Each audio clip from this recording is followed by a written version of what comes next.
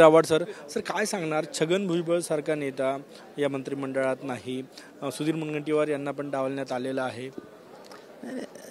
छगन भुजबळांवरती अन्याय झाला, अन्याय वगैरे काही नाही. तो माणूस अन्याय सहन करणारा पण नाही आहे.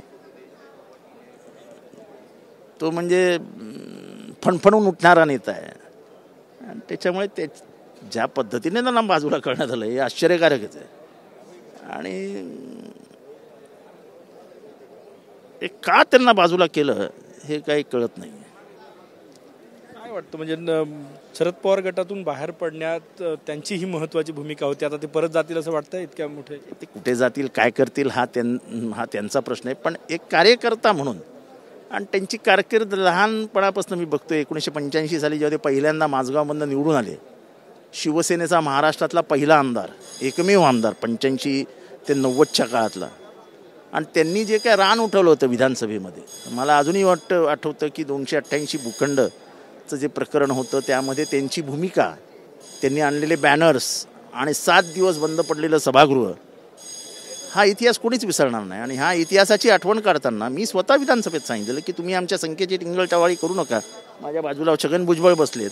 एक माणूस विधानसभेत काय करू शकतो हे छगन भुजबळांनी अख्ख्या महाराष्ट्राला दाखवलं आहे.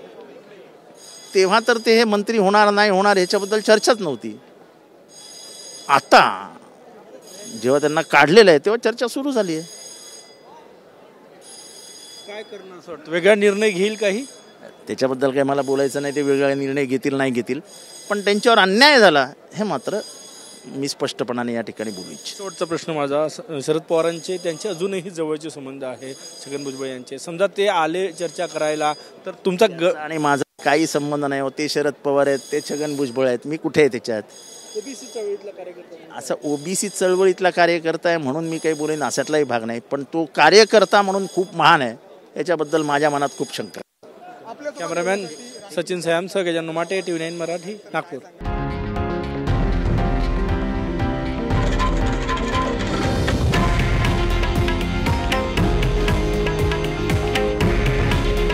हे आहे देशातील नंबर 1 न्यूज नेटवर्क आणि आपण पाहत आहात TV9 मराठी. काळजी तुमची, हित महाराष्ट्राचं.